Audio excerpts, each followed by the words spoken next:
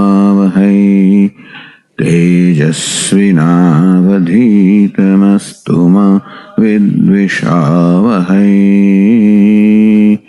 Om Shanti Shanti Shanti. Om Purnamadav Purnamidam Purnat Purnamudachyate Purnasya Purnamadaya Purnamevavashishyate. Om Shanti Shanti Shanti. Shruti Smriti Purananam Alayam Karunalayam Namami Bhagavat Padam Shankaram Lokashankaram Shankaram Shankaracharyam Keshavam Badarayanam Sutra Bhashya Krutau Vande Bhagavantau Punah Punah Ishvaro Gururatmedi Murti Veda Vibhagine Vyomavad Vyapta Dehaya Dakshinamurtaye Namaha. Shri Harim Paramanandam Upadeshtaramishwaram Vyapakam Sarvalokanam Karanam Tam Namamyaham. Aparokṣānubhūtirvai Prochyate moksha siddhaye Sadbhireva prayatnena Vikshaniya muhurmuhur.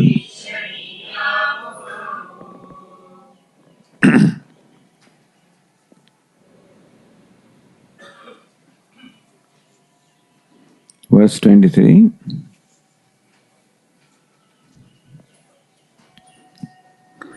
Dehohamityayam mudha Dhritva tishthatyaho janah Mamayamithyapi jñātva Ghatadrašteva sarvada Brahmaivaham samashantaha Satchidananda lakshanaha Naham deho hyasadrupaha Jnanamityuchyate budhaihi.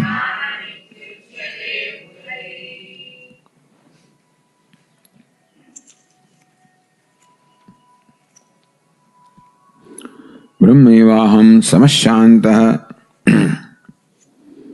So what's the kind of nature that dispels? What is the nature of knowledge? What kind of knowledge is it that dispels ignorance? Because Atma, of course, is of the nature of knowledge, but not opposed to ignorance. So word jnanam, knowledge, is again used in two senses. One is knowledge, satyam, jnanam anantam. Knowledge is consciousness, the nature of the self. But that jnanam is not opposed to ajnanam, it even illumines ajnanam. So what is the nature of knowledge that dispels ignorance? Brahmaivaham. So we were told here, what's the nature of ignorance? Dehoham. So that there is ignorance which results into this notion on my part, Dehoham, I am the body. On account of the identification that takes place with the body.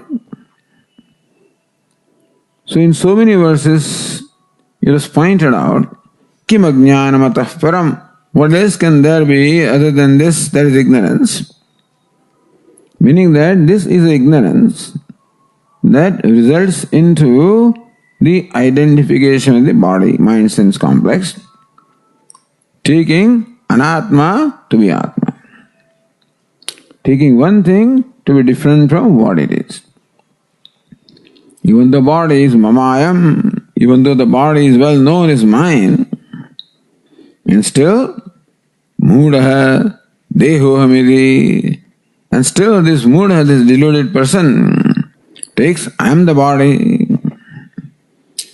So first of all, it is made clear to us that ignorance manifests in the form of these notions or conclusions or complexes about the self. Ignorance of the self results into this false perception or false notions or wrong conclusions about the self. So that is how ignorance manifests. Ignorance is avaranam, wearing something, but then that ignorance results in vikshepa, meaning in terms of false knowledge. So false knowledge can be dispelled by true knowledge. If dehoham, I am in the body, the false knowledge, then brahmaivaham, I am Brahman is the true knowledge. So the author says that this is a knowledge that dispels ignorance. And therefore, this is a knowledge for which we have to strive. Samaha, Shanta, contemplate upon this. Who am I? I am not the body, I am the very witness of the body, the illuminate of the body, and the nature of the illumination itself is the nature of illuminator, meaning that I am simply conscious and that illumines. Samaha, that equally illumines everything without any partiality. Illumines good, bad, any different, whatever it is, illumines, because the whole creation is emerged from that, understand? What we call the good and evil, ultimately all of that is source only in this consciousness. Vyapakam sarvalokanam karanam. It is the cause of the entire creation which includes everything, good, bad and indifferent. So naturally it cannot be opposed to anything. So that consciousness I am, which is unopposed to anything, that imparts existence to everything, samaha, which illumines everything, samaha, in the same manner. And therefore shanta. When there is no opposition, when there is all inclusion, there is no conflict at all, shanta, tranquil. So by nature, it is not the tranquility of the mind, of course, mind also is, you need the tranquility of the mind to recognize the self that is tranquil. Brahmevam samashanta satchidananda lakshana asti bhati priyam is my lakshana, is my characteristic. That's all that. So that is the only thing that is non-changing about me. If I look at I, which is the self, in the I also there are two elements. One is the variable element, the changing element, which has its basis into that which does not change. So, how do you say I am changing? Because I am karta, now I am a doer, then enjoyer, then speaker, then hearer, then thinker. Thus I keeps on changing. But the change must necessarily be sustained by that which does not change. So what is the changeless element in I? I am a doer, I am an enjoyer, I am happy, I am unhappy, all of these roles of I. Happy also is a role, unhappy also is a role, doer also is a role, experiencer also is a role. So who is the one? That's the thread that is changeless. that sustains all of them. That's the content of all of them. Asti, I am. And how do you know that you are? Because I am is self-effulgent, bhati. And that I am, everybody loves to live. There's a natural love for life. Natural love for knowledge. Nobody loves ignorance. Nobody loves death. The am, the existence, is naturally the object of love. And shining the knowledge, naturally the object of love. So asti, bhati, whatever I am, that I'm happy, then also asti, I am, bhati, I shine, and then I like myself. Even when I'm unhappy, even so-called unhappiness also is because of love for the self, understand? How can you do this? Because, why am I unhappy? Because in some way you come in my liking myself, in my being comfortable with myself. That is why, even when I express unhappiness at what you do to me, that is because you are depriving me. By criticizing, by doing something to me, in a way you are depriving me of being comfortable with myself. Anyway, so, in that also, Priyam is there. The asti, bhati, Priyam, it is unchanging. Regardless of what the state of the I is, this is always there. That is my nature. Naham deho hyasadrupaha. And I am not the body, which is asat, achit, anananda, meaning that which is contrary to satchidananda. Jnana mityuchyate buddhai, the wise people call this jnanam. The question is, no, aham jataha, mrutaha, sukhi, dukhi. But my experience is, I am born, I am dying, I am happy, I am unhappy. Looks like I is constantly undergoing change, that is vikara or change in the I. Then how can this changing I be Brahman? As I find I myself right now, how can I who is constantly changing, now a doer, now an enjoyer, now happy, now unhappy, how can that changing I be Brahman? So verse 25 says, next verse. Nirvikaro nirakaraha Niravadyoham avyayah Naham deho hyasadrupaha Jnanam ityuchyate buddhai.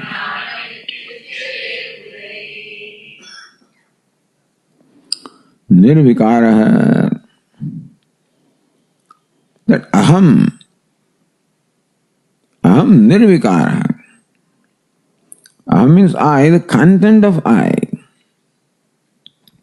As far as the costume of I is concerned, it keeps changing. The I, as we just said, keeps on taking different roles.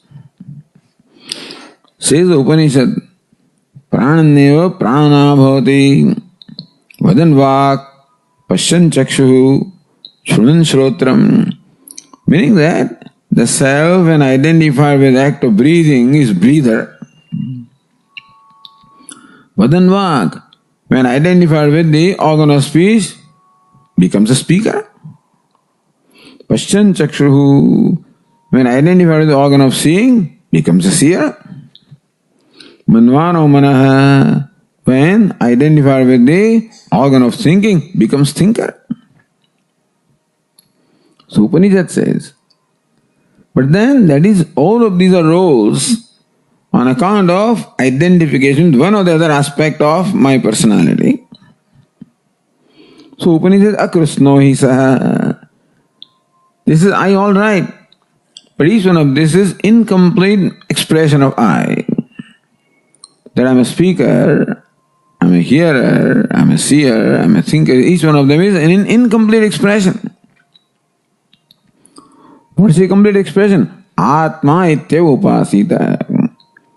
One should look upon oneself as Atma. What is Atma? Apnoti. One that pervades all the roles. So, who is actor? The one that pervades all the roles. Similarly, who is Atma? One that pervades all these roles of seer, hearer, thinker, etc. The one who pervades must necessarily transcend all of them also. So, vikara, the change is only in the costume. Aham nirvikara. I am the nirvikara, changeless I am. So even though the costume keeps on changing, now the costume of organ of speech, then it is organ of sight, then it is organ of hearing, then it is organ of thinking. The one who is in all of them is changeless, nirvikara, nirakara. Again, each of these roles has akara, meaning a doer also has an akara or a form, experience also has a form, thinker also has a form. Who am I? In all these forms, nirakara. I am the formless. I am changeless. In the midst of all changes, I am formless in the form of all the changes that I is going through. Niravadyo hamavya niravadya.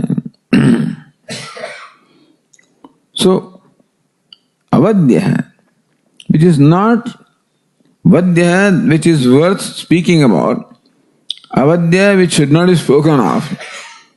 So, avadya is something that is nindaniya, something that is censurable. Niravadya, I'm innocent. Niravadya, here, niravadya is, so, nishkalankaha, nirdosha. Niravadya means one is free from all blemish. Avadya means one who has blemish.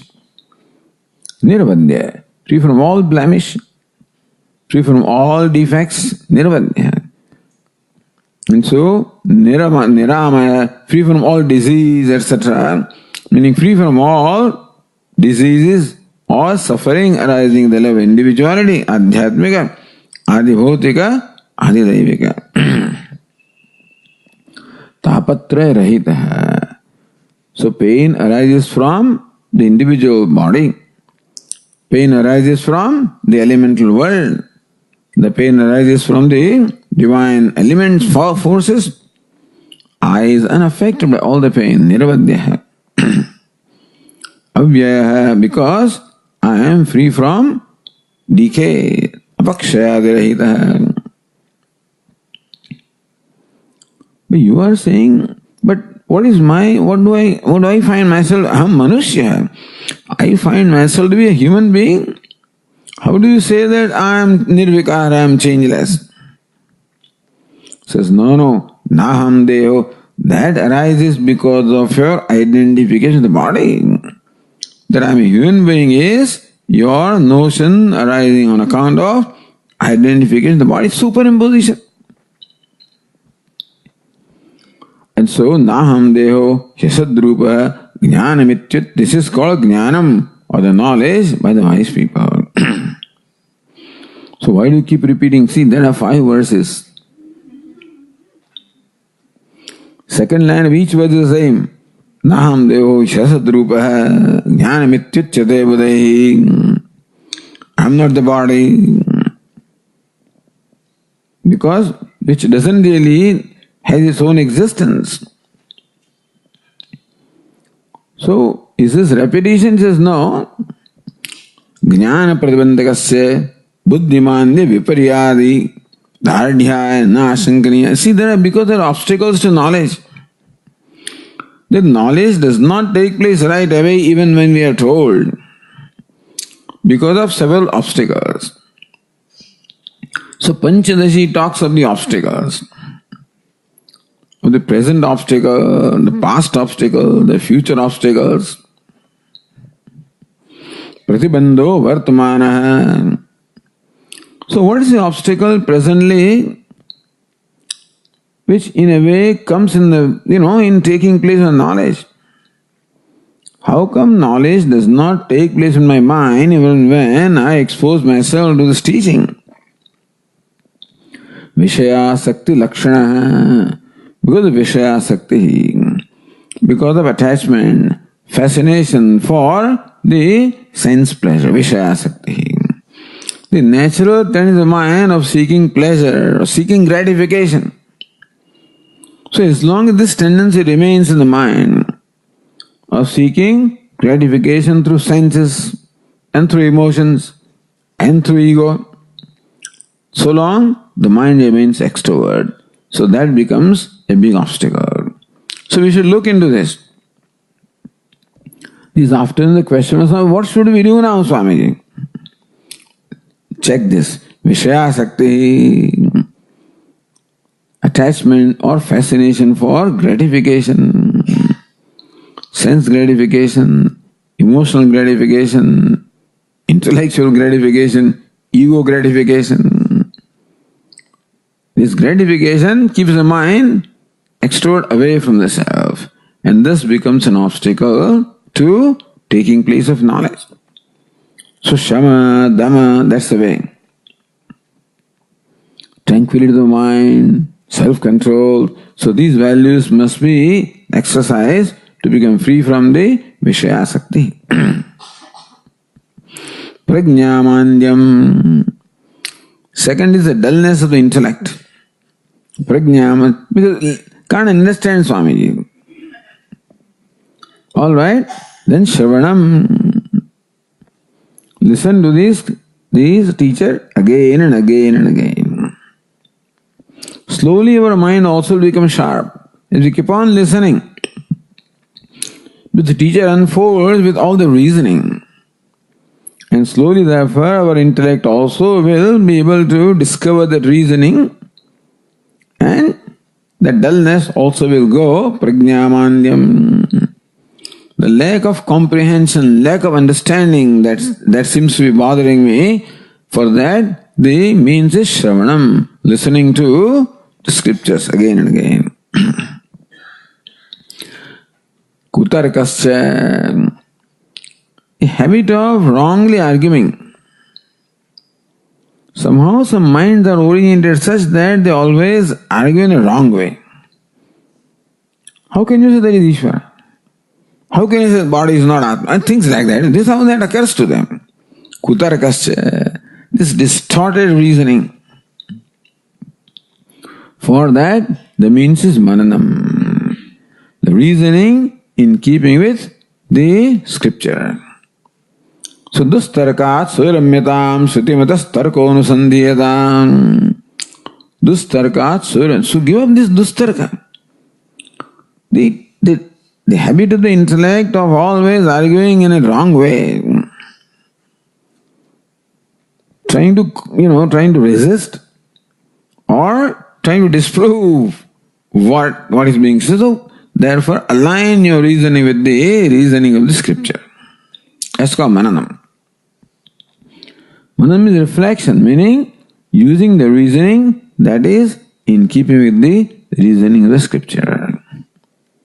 Viparya duragraha. Holding on to this viparya, holding on to false notion. I know, I am a doer. Atma is a doer. He is a jiva.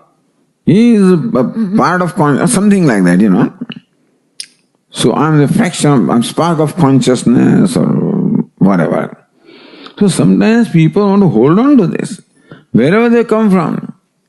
So we grow in different situations and therefore have been exposed to different kinds of things, and sometimes we have grown with certain beliefs.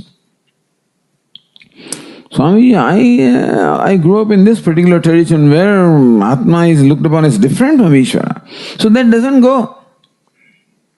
Sometimes in the mind this thing does not go. Viparya duragraha. There is duragraha. An insistence upon holding on to the false notion. So there is dhyasanam. So shamadhi shatka sampatti, constantly we should be striving to cultivate the quality of tranquility, the shama, dhamma, uparama, titiksha. That will enable us to withdraw our mind, develop vairagya, and therefore we will become free from the impact that the world has on us. Whether objects of pleasure, whether behavior of the people, the situation, how to be able to shield? By developing this quality, sama, dama, uparama, tidiksha. And paunah punyena shravan kuryat. Expose the self again and again to the teaching. And apply the reasoning. That is in keeping with the reasoning of the scriptures. And don't hold on to any false notions. Align those notions with. So subject your conclusions. Whatever tradition you may have come from.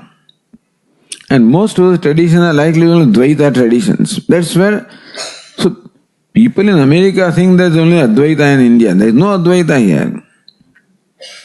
Everybody grows only in Dvaita. All Vaishnava Sampradayas, all Sampradayas are all nothing but Dvaita. Or Vishishta Dvaita, whatever it is. And so, there's no such religion as Advaita. This is simply only confined to a few people. And so we are going to have those samskaras.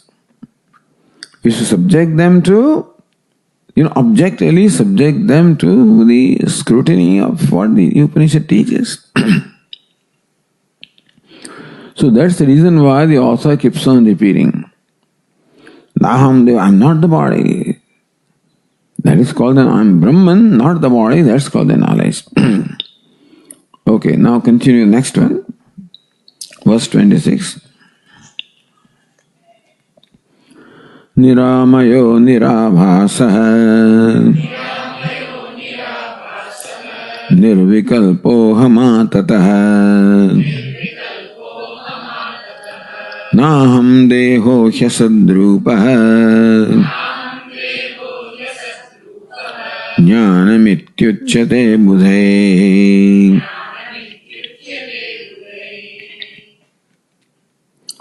Niramaya, amaya means disease. Niramaya, sarva roga rahita. I am free from all disease. All disease of the body, disease of the mind. I am free from all kinds of disease. Niramaya. Meaning all the disease belongs to the upadhi. There is definite disease in the body, always. And likely disease in the mind also. Who am I? I am the one Niramaya. I am ever healthy, free from all disease, free from all suffering. Nirabhasa. Beyond all, Nirabhasa. Beyond all comprehension. That's interesting. So, Nirabhasa. See, technically this word is explained as Vritti vyapyatvepi phala vyaptatva shunya. Now this is difficult to understand at this point. Anyway, let us spend a little time on this. Also an important concept in Vedanta. That when an ordinary perception takes place, such as that of a pot, this process we have discussed earlier, that my mind enlivened by the consciousness, meaning that the consciousness gets reflected in the mind. This is natural. Mind is such a stuff that it's a reflecting medium, therefore it always reflects consciousness. Mind always carries a reflection of consciousness called Chidabhasa. That's what enlivens the mind. So this mind, with the reflection of consciousness, goes out through a sense organ of perception, such as eyes, in context and objects such as the pot. So this is the water. It flows through the channel and then goes into an area of cultivation. So this water flowing through the channel fills up that whole area, Suppose there is a little patch in which you're growing some flowers, etc. Then the water flowing through the channel fills up that area. Similarly, the mind, flowing through channel of the sense organ, contacts an object like this and fills up, meaning it assumes the form of this object. That's how the mind, with reflected consciousness, assumes the form of an object such as a pot. And so in our mind, a vritti or a thought of the form of pot is created, ghatakar vritti, meaning vritti of the thought form of the nature of pot. So that is how the knowledge of perception of cognition of pot takes place. Here also, they say that this cognition takes place because of two operations taking place. The mind assumes the form of a pot and then reflected chidabhasa, reflected consciousness, illumines the pot. So this pot, number one, is first of all covered by the veil of ignorance, which should be removed, and then it should be illumined. Like imagine a dark room. There, let us say there is a coconut upon which you have a pot like this. Coconut is an object that you want to know, but then it's covered by a pot in a dark room. Now, in order for you to see that coconut, two things have to happen. You switch on the light, but that's not enough. You should also remove the avaranam, veiling. So first you remove, let's say you remove the veiling, you remove the covering part, still you don't see the coconut. You must switch on the light, that illumines it. So two things you require. The avaranam, the veil of ignorance must go, that covering part must go, and then what is it? Illumination. The light should illumine that coconut. Similarly also, an object such as a pot has a veil of ignorance and ghatakar vritti. The thought of the form of ghata removes that veil. Like removing that pot from the coconut. But still for you to see that coconut, you must switch on the light. So chidabhasa, the consciousness reflected in the mind, illumines the pot. You understand? That's how the pot cognition takes place. That the veil of ignorance around the pot is removed by the pot thought of ghatakar vritti, and the pot is illumined by the reflected consciousness. So first process is called vritti vyapti. Vritti means the thought, first of all, pervades this part and removes ignorance. Second is phala vyapti. The phala means reflection. The reflected consciousness illumines the pot. Two things are required. Now in the same dark room, imagine that there is a lamp upon which you have placed a pot, let us say. Now for knowing the lamp, first you remove that part which is a veil. Now do you need to switch on the light? See, when it was a coconut, you need to remove that part and need to switch on the light. But in case of a lamp, all you need to do is what? You remove that covering part, you remove the veil of ignorance, because a lamp is self-shining thing. It doesn't require another illuminator. So now when it comes to knowledge of self, self is like that lamp which is self-illuminating, self-shining. So all it requires is the vritti. The I am Brahman, that's the vritti that is required. You do not require the chidabhasa to illumine the self. So there is one nirabhasa, that abhasa, chidabhasa is not there in this knowledge. So because self is self-revealing, all we need is to remove that veil of ignorance. Nirvikalpa, kalpana hina. free from all kalpana, free from all projections, from all duality, non-dual. Atataha, all pervading.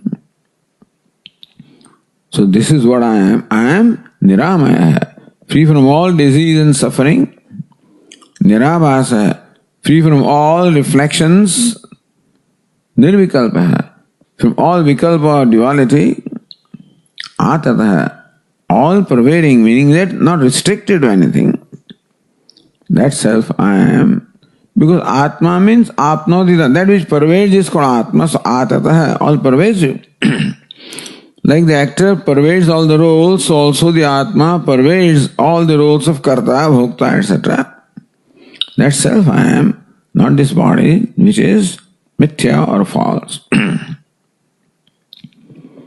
Then further, next one. Nirguno nishkriyo nityaha nityamuktoham achyutaha naham deho hyasadrupaha jnanamityuchyate budhe. Nirguna, I am guna-rahita, without any qualities. What are the gunas? Sattva, Rajas, Tamas are called the gunas. So body, sense organs, mind, is upadhi is made of Sattva, Rajas and Tamas. The body is created from Tamas. Then the organs of action and prana created from Rajas, and the organs of perception and mind created from Sattva. So upadhi is what? Sattva, Rajas, Tamas, Saguna. Who am I? I am the very witness of these gunas. Who am I? Nirguna. Nirgunoham. Therefore, nishkriya. I am free from all kriya, without any activity. So actionless self I am. Who am I? Nirgunaha, free from all attributes and qualities. Nishkriya, actionless, free from all actions. Then who performs actions? Who is talking? You know, the wise person says, Neva kinchit karomiti, I do not do anything. Pashyan, shrunvan, sprushan, jigran, while seeing, while hearing, while touching, while smelling, while talking, while performing all the actions, you know. You see this person, Pashyan means what? Seeing. Shrunvan, hearing. Sprushan, touching. Jigran, smelling. Ashnan, eating. So he's doing all, speaking, talking. So while doing all of these, I don't do anything. In fact, when he says I don't do anything, he has to say that. That is also an action. How can he say I don't do anything unless he performs the act of talking? So he performs act of talking and claims I don't do anything. Then who does all this? I'm not talking. Who talks? Indriyani, indriyaseshu vardante. It is the organs of action that interact with the objects. That's what action is. Who am I? I am the mere presence. So I am not talking. Talking takes place in my presence. I am not hearing. Hearing takes place in my presence. I am not eating. Eating takes place in my presence. So I am actionless. Even all actions are taking place, then also I am the actionless witness. I am the one in whose presence everything is enlivened. The sense organs are enlivened, the mind is enlivened, they all do their activities in my presence. That was nirguna, nishkriya, nitya. Eternal I am free from the limitation of time. Vinasharahita, I am deathless. So what is Nitya? Eternal means what? Deathless I am. What do you mean deathless? You're going to live forever?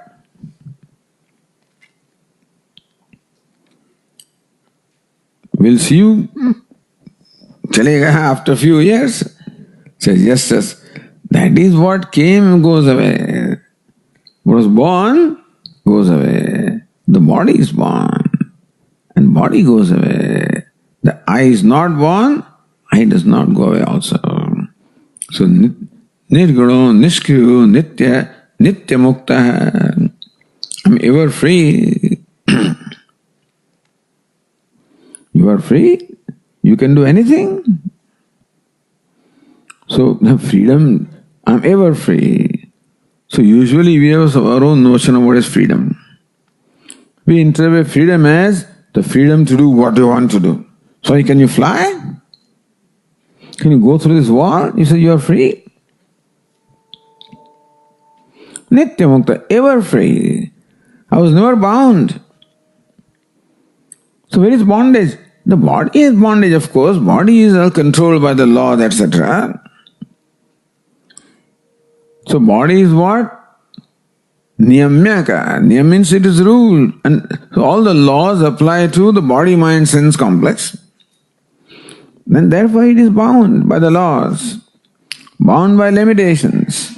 But the I, the consciousness, is ever free. Nitya Mukta, Aham Achyuta, imperishable. In fact, চ্যুতি means to fall down. চ্যুতি means what? Fall down. Achyuta, I have never fallen from my Swarupa. So Upanishad says that the Paramatma created this body and entered this body, and now he has become a... Have you not become a Jiva? Has an Atma become a Jiva? I said, no, I never became anything. Even though I appear like bound, I am ever free. Looks like I am limited? No, I am never fallen from my Swarupa. I ever remain what I am always. So, Naham Deho Yasadrupa Jnanamityutyate Budhaihi. So, nature of knowledge being described in these verses. What's the nature of self? And how does a wise person know himself to be? Again, next one says, Nirmalo Nischalo Nantaha Shuddho Hamajaro Maraha Naham Deho Hyasadrupaha Jnanamityuchyate Budhaihi. Nirmalaha, I am ever pure. So ignorance is the greatest impurity. Greatest impurity is ignorance, and everything born of ignorance is all impure. So Nirmalaha, you are free from ignorance and the products of ignorance. Nischalaha, immovable I am. So Nischalaha, immovable like space, because all pervasive wherever, I am also Nischalaha, immovable. Anantaha, free from antar and desakam, not limited in space, time or in attributes. Because all of these are in the body. The thing is that, see, in each one of them, what the wise person proclaims is the self that is totally contradictory to the body. Certainly, there is mala, there is impurity someplace. So we often look upon, oh Swami, I am impure, I have to do this, so because we have to purify ourselves, there is always a big problem. But where is impurity? In the body. Nischalaha. Where is motion? Again in the body.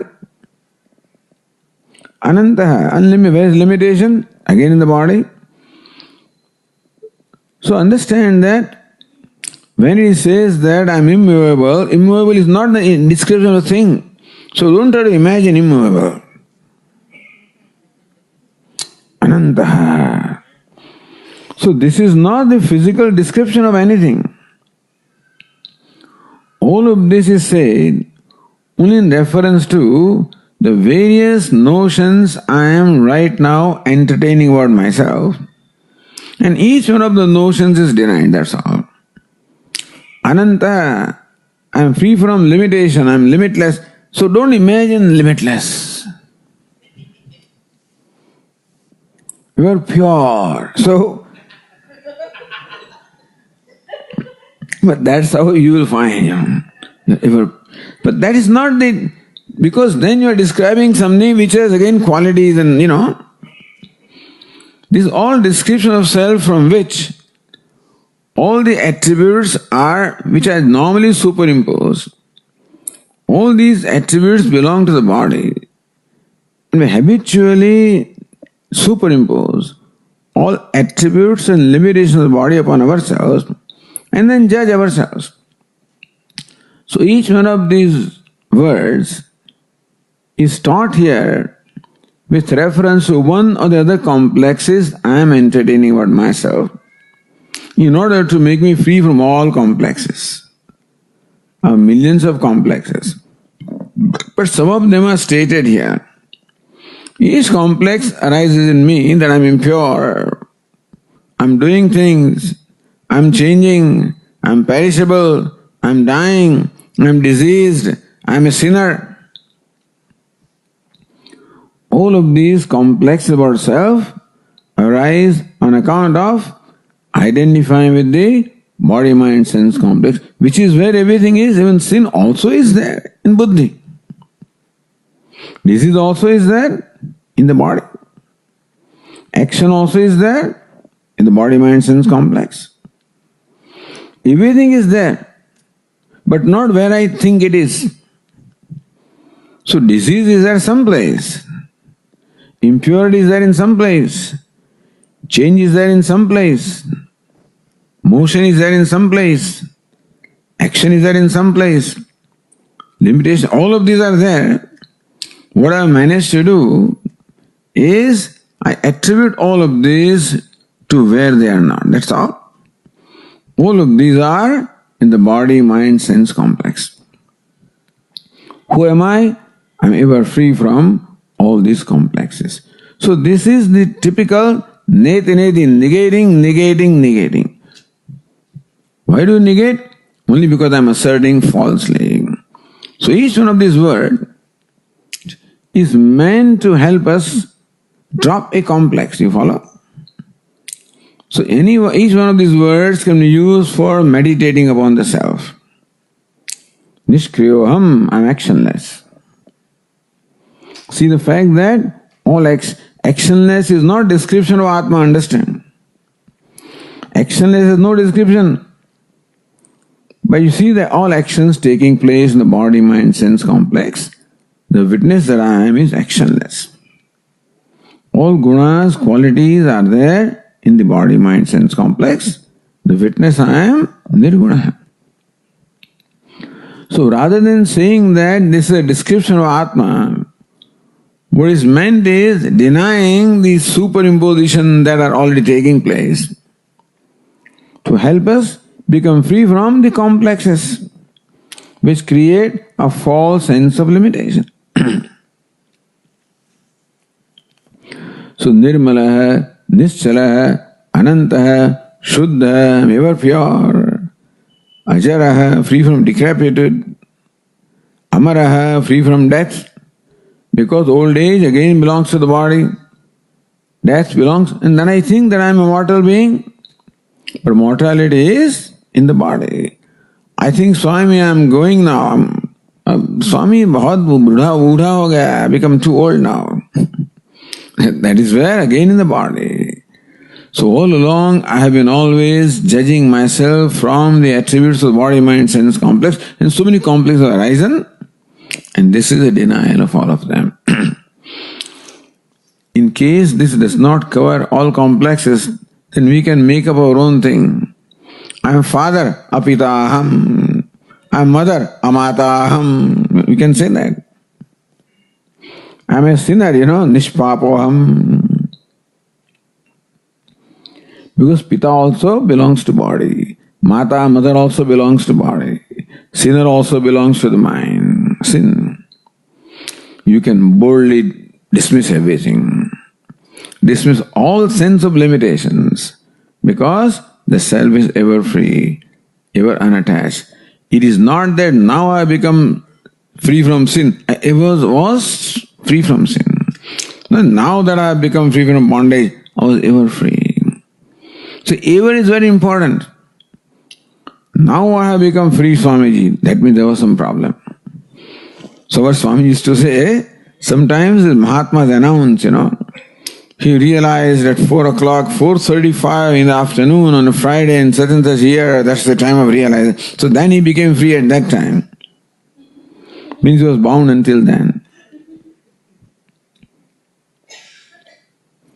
You were free. That bondage was a notion. It is not the bondage that goes, the notion of bondage goes. That's all. If bondage goes, then bondage is real. And real thing can never go. That is called real, which does not come and does not go. And otherwise, sadame samatvam na muktir na bandha. Neither there is liberation, because liberation is of the same nature as bondage. If bondage is a notion, liberation is the freedom from notion.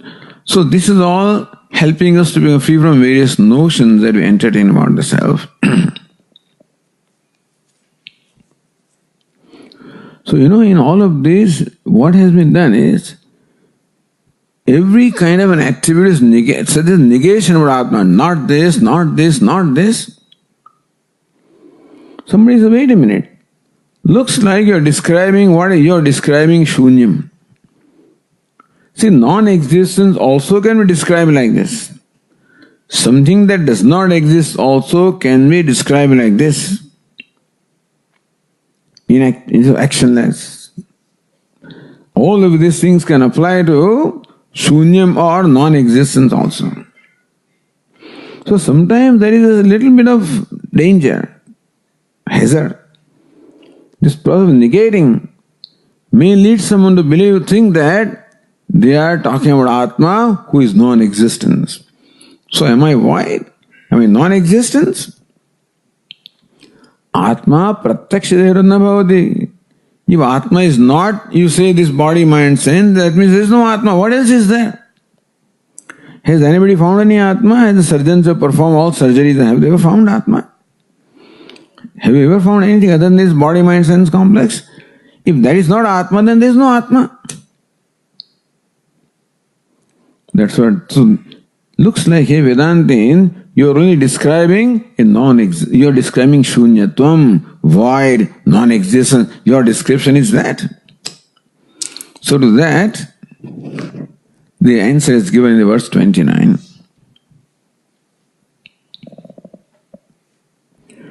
Swadehe shobhanam santam purushakyam cha sammatam kim murkha shunyam atmanam dehatitam karoshi bho. See, this is what half the world believes. What is it? That body is, what you are is body. Body is gone, you are gone.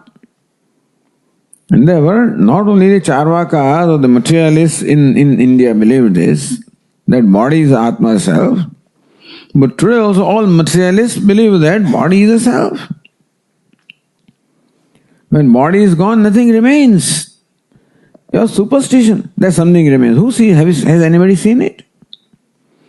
Has anybody seen anything remaining after body is gone, after cremated? Where is the self? Consciousness is only an attribute of body. It is all created in the brain. It is all the chemical reactions that create consciousness. Where is consciousness?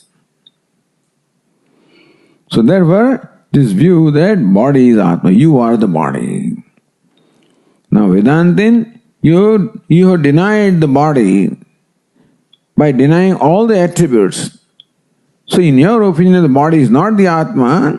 Since there is nothing other than body, you are effectively saying that Atma is void, non-existence, shunyam. And so he is told, Swadehe shobhanam santam purushakyam ja sammadam. Kim murkha. Oh stupid fellow. Bho murkha.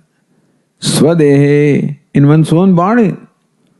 Purushakyam, there is a Purusha. Shobhanam, Mangalam. So, Shobhanam, blissful or auspicious. Hey, in this inauspicious body, there is an auspicious one dwelling inside. Don't you realize that there is someone dwelling in this body? There is an indweller of the body. Purusha, who is Purusha, you know? Puri Ushati iti Purusha, one who dwells in the city. Hey, this body is a city, and in there is an indweller. It's called Purusha. So this body is the city or dwelling place. How can you deny the dweller in? Swadehe Purusham. And who is that Purusha? Shobhanam, Mangalam, ever pure, ever auspicious. So in this temple of the body, there is a Purusha or the consciousness, the self, the Paramatma, the Lord, who is ever auspicious. He is dwelling in this body. Sammatam. And this is what is the opinion or the conclusion of all the scriptures. So, Sammata means what? That is what is the opinion. Samyak matam. It is an established fact by all the scriptures that in this body dwells. There is an indweller who is called Purusha, who dwells in the body, who is Mangalam, who is most auspicious, who is of the nature of Ananda, who is ever full and complete. Sammatam kim murkha. He murkha, O stupid one. Kim atmanam shunyam dehatitam atmano shunyam karo shivoho. Dehatitam atmanam. That atma, the self, is dehatita, that which transcends the body. So the one that transcends the body, why do you want to make it shunyam? Why do you want to make it non-existence? See, the thing is, that which transcends also can be said to be non-existing. But understand, there is a principle that dwells in the body, but it transcends the body. It is not non-existent. It is that which transcends the body. So that transcendental principle, which is of the nature of Mangalam or Ananda, which is of the nature of consciousness, which in fact enlivens this body, how can you say that it is not there? So when a person denies the existence of self, existence of Ishvara, existence of Brahman, existence of consciousness, then this is what the Vedantin asks him. On what basis are you denying it? So we'll continue our discussion to meaning that even when you deny that there is no God or no consciousness, the independent principle called consciousness, they accept a consciousness which is the attribute of body.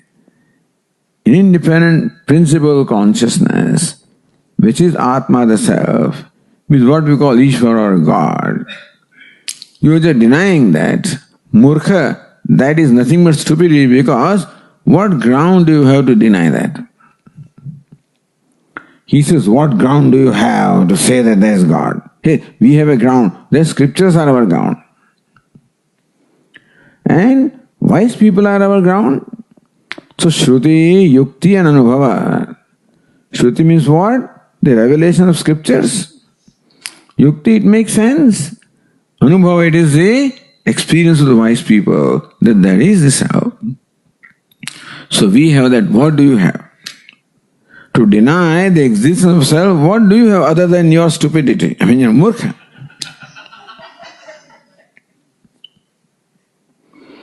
So, kim murkha? Srimana atma dehatidam atmanam. The self that transcends all the limitations of the body. Most amazing thing is the one that dwells in the body, nevertheless transcends the limitations of the body. That Atma, how can you say Shunyam? How can you deny it? How can you make it non-existent? How can you make it void? Dehatitam karoshi bhoho iti.